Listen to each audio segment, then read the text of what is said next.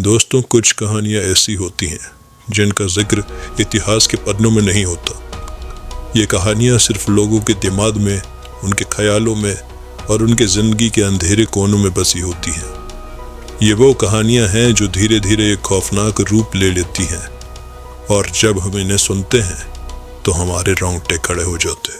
दोस्तों, आज हम आपको ले चलेंगे तमिलनाडु के एक खूबसूरत हिल स्टेशन कोडाई कनाल की यात्रा पर। यह जगह अपनी ठंडी जलवायु, प्राकृतिक सुंदरता और मनमोहक झीलों के लिए प्रसिद्ध है। कोडाई कनाल, जिसे दक्षिण का कश्मीर कहा जाता है, समुद्र स्तर से 2000 मीटर की ऊंचाई पर स्थित है। यहाँ की हरी भरी पहाड़ियाँ, घने जंगल और रंग बिरंगे फूल इसे एक आदर्श पर्यटन स्थल बनाते हैं। कोडाई कनाल की जलवायु पूरे साल में सुखद रहती है, लेकिन खासकर गर्मियों में पर्यटकों की भरपूर भीड़ उस वातावरण का आनंद उठाने आती है। यहाँ की हवा में एक खास ताजगी होती है जो आपको मानसिक शांति और राहत देती है। लेकिन कहते हैं ना कि हर खूबसूरत चीज के पीछे कई रहस्यों की कहानी छिपी होती है। ऐसी ही एक घटना है जिसे राकेश और उसके दोस्तों ने अनुभव किया, जिसे आज हम आपके साथ साझा करेंगे। 1940 के दशक में अंग्रेज अधिकारी जेम्स विल्सन ने कोडाई कनाल में एक भव्य हवेली बनवाई थी। यह हवेली पहाड़ियों के बीचों बीच घने जंगलों से घिरी हुई थी। अपनी शान और शौकत और विलासिता के लिए जानी जाने वाली इस हवेली में विल्सन अपनी पत्नी और बच्चों के साथ रहते थे। कहते हैं कि विल्सन एक कठिन समय से गुजर रहे थे। उनके जीवन में अचानक आई त्रासदी ने उन्हें मानसिक रूप से कमजोर बना दिया था। एक दिन जब वह अपने कार्यालय से लौटे तो उन्होंने अपने कमरे में खुद को बंद कर लिया। अगली सुबह जब नौकर ने उनके कमरे का दरवाजा खोला तो उसने देखा कि विल्सन ने अपनी जान ले ली है। यह घटना पूरे कोडाई कनाल में आग की तरह फैल गई। विल्सन की मृत्यु के बाद हवेली में अजीब और भयानक घटनाएं घटने लगीं। स्थानीय लोग कहते हैं कि रात के समय हवेली से अजीबोगरीब आवाजें आती थीं। कभी किसी के रोने की आवाजें तो कभी किसी के चीखने की। हवेली के अंदर कोई नहीं जाता था क्योंकि हर कोई जानता था कि वहाँ कुछ अजीब और भयानक घटित होता है। कोडाई कनाल के बुजुर्गों का कहना है कि उन्होंने हवेली के आसपास भूत प्रेत को घूमते देखा है। वे कहते हैं कि विल्सन की आत्मा अपनी मौत के बाद से ही वहाँ भटक रही है। रात के अंधेरे में हवेली की खिड़कियों से एक परछाई झांकती हुई दिखाई देती है जो लोगों को डराने के लिए काफी है। कोडाई कनाल की पुरानी हवेली में साहसिक अनुभव की खोज में एक ग्रुप ने एक रात वहां ठहरने का फैसला किया। इस ग्रुप में 5 लोग थे। यहाँ आने का प्लान राकेश ने बनाया था, जिसके साथ उसके सभी दोस्तों ने उसके साथ जाने की हामी भरी थी। उन्होंने कई डरावनी कहानियां सुनी थीं, लेकिन उन्हें लगा कि यह केवल अफवाहें होंगी। उनके मन में बस एक ही विचार था कि यह एक मजेदार और यादगार अनुभव होगा। शाम के समय जब राकेश और उसके दोस्तों का ग्रुप हवेली पहुंचा तो वहां का माहौल बिल्कुल शांत और रहस्यमयी था।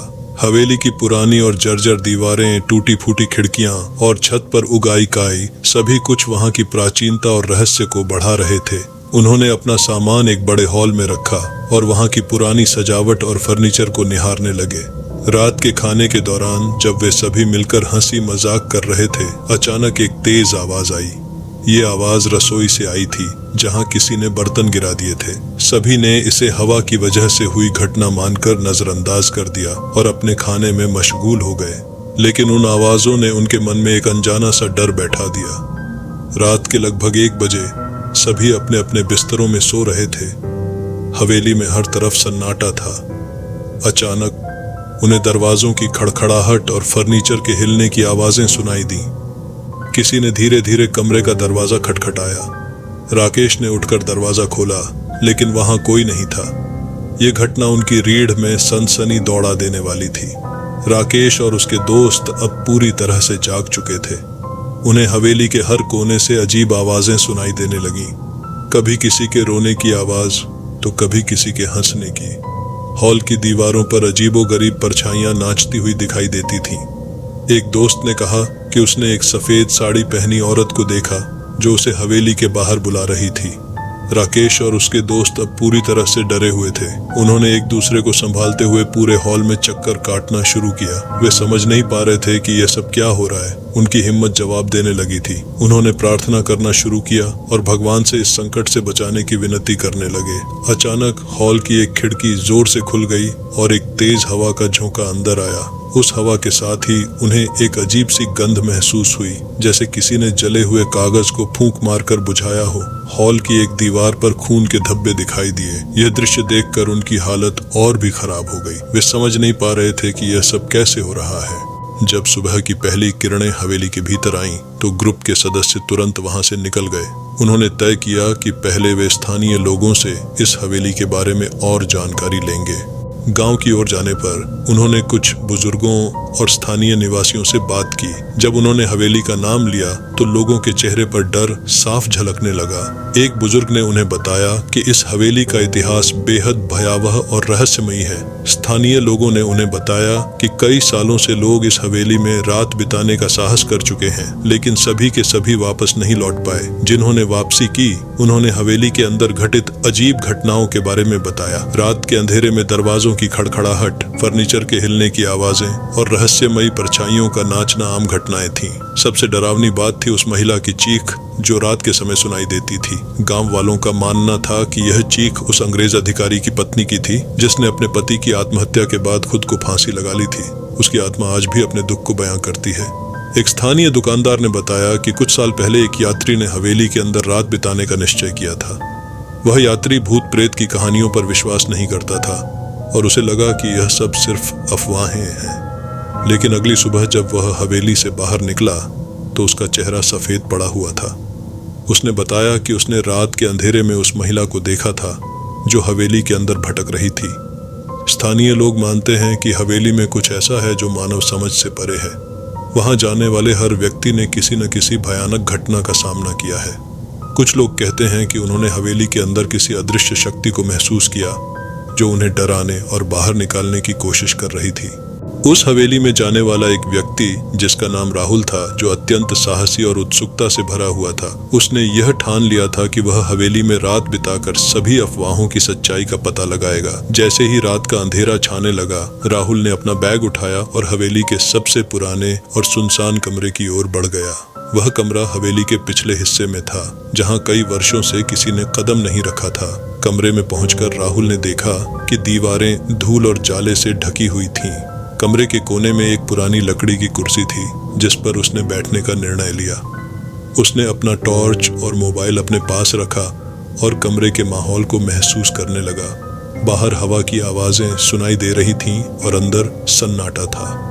रात के लगभग 11 बजे जब राहुल ने थोड़ा आराम करने का सोचा, अचानक उसे एक ठंडी हवा का झोंका महसूस हुआ। उसने सोचा कि शायद यह हवेली के टूटे हुए खिड़कियों की वजह से है, लेकिन यह हवा अचानक आकर थम गई। राहुल ने थोड़ा सशंकित होते हुए चारों ओर देखा, लेकिन उसे कुछ नहीं दिखा। अचानक राहुल को लगा कि कोई उसके पास खड़ा है। उसने मुड़कर देखा, लेकिन वहां कोई नहीं था। उसने सोचा कि शायद यह उसकी कल्पना है, लेकिन तभी उसे अपने कंधे पर किसी का हाथ महसूस हुआ। उसने तुरंत टॉर्च ऑन की, लेकिन वहां कोई नहीं था। राहुल का दिल अब जोर जोर से धड़कने लगा। राहुल ने महसूस किया कि कमरे के दूसरे कोने से धीमी धीमी रोने की आवाजें आ रही हैं। उसने ध्यान से सुनने की कोशिश की और पाया कि यह आवाज किसी औरत की थी। उसकी चीखें और सिसकियां रात के अंधेरे में गूंज रही थीं। राहुल ने महसूस किया कि उसके चारों ओर का माहौल और भी डरावना हो गया है। राहुल ने अब महसूस किया कि यह जगह वास्तव में भूतिया है और उसने वहां से भागने का फैसला किया। लेकिन जैसे ही वह दरवाजे की ओर बढ़ा, दरवाजा अचानक अपने आप बंद हो गया। उसने पूरी ताकत से दरवाजा खोलने की कोशिश की, लेकिन दरवाजा हिलने का नाम नहीं ले रहा था। राहुल ने फिर से उस ठंडी हवा के झोंके को महसूस किया और देखा कि कमरे के बीचों बीच एक धुंधली आकृति खड़ी है। वह आकृति धीरे धीरे राहुल की ओर बढ़ने लगी। उसने देखा कि वह आकृति एक महिला की थी जो सफेद साड़ी पहने हुए थी और उसके चेहरे पर दुख और गुस्से का मिश्रण था। राहुल की आंखें डर के मारे फैल गईं और उसने भगवान से अपनी रक्षा की प्रार्थना की।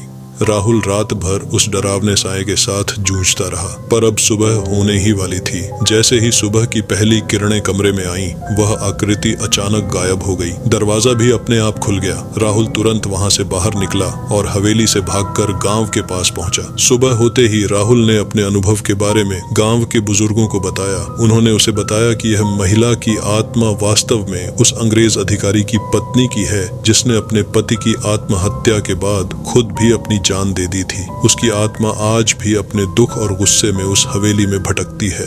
राकेश का यह अनुभव उसे और उसके दोस्तों को हमेशा के लिए याद रहेगा। इस घटना ने उन्हें यह समझा दिया कि कभी कभी अफवाहें और कहानियां सच भी हो सकती हैं। हवेली का यह रहस्य आज भी कोडाईकनाल के लोगों के बीच जीवित है और उन्हें डराता है। दोस्तों, ये कहानी आपको कैसी लगी हमें कमेंट सेक्शन में ज़रूर बताएं। अगर आप हमारे साथ कोई कहानी साझा करना चाहते हैं तो डिस्क्रिप्शन में दिए गए ईमेल पर भेजें। फिर मिलेंगे एक नई कहानी के साथ। धन्यवाद।